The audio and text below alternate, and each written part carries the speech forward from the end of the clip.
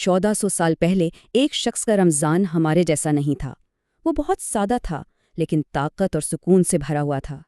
آج کل رمضان کا مطلب اکثر بھرا ہوا دسترخوان ہوتا ہے، پر ان کا رمضان روح کو مضبوط کرنے کے بارے میں تھا۔ تو چلیں سحری کی سنت کو سمجھتے ہیں۔ نبی اکرم صلی اللہ علیہ وسلم نے فجر سے پہلے کے اس کھانے کے بارے میں ایک بہت گہری بات سکھائی۔ آپ صلی اللہ علیہ وسلم نے فرمایا کہ سحری میں برکت ہے اور یہی اسے روزے کا ایک بہت اہم حصہ بناتی ہے۔ اور یہی وہ چیز ہے جو مسلمانوں کے روزے کو اہل کتاب کے روزے سے الگ کرتی ہے۔ سحری کھانا اسلامی روایت کا ایک الگ ہی حصہ ہے، چاہے ایک کھجور سے ہی کیوں نہ ہو۔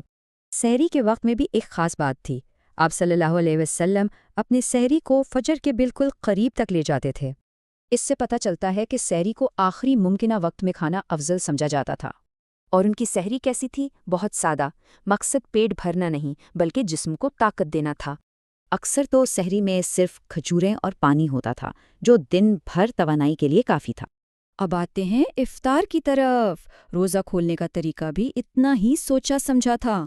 سحری میں تاخیر کے برعکس سنت یہ ہے کہ افطار میں جلدی کی جائے، یعنی سورج ڈوبتے ہی فوراً۔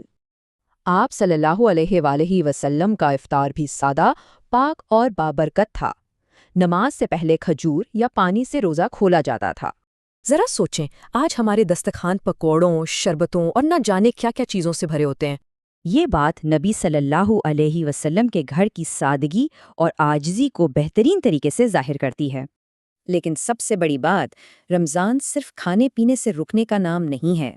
یہ روزہ زبان کا بھی ہے، آنکھوں کا بھی اور کانوں کا بھی۔ یہ ایک مکمل روحانی تربیت ہے۔ رمضان صبر اور خود پر قابو پانا سکھاتا ہے۔ یہ روزہ ہمیں ہر غلط کام سے بچانے والی ایک ڈھال ہے۔ اب ایک دلچسپ بات، وہ سادہ اور بابرکت کھانے جو نبی اکرم صلی اللہ علیہ وسلم کو پسند تھے، یہ صرف کھانے نہیں، یہ سنتیں ہیں، اور انہیں نیت سے کھانا عبادت بن جاتا ہے۔ تو پھر اس سب سے ہم اس مہینے کے اصل مقصد تک پہنچتے ہیں۔ سچے رمضان کا پیمانہ یہ نہیں کہ کتنا کھایا، بلکہ یہ ہے کہ انسان کا کردار کتنا بہتر ہوا۔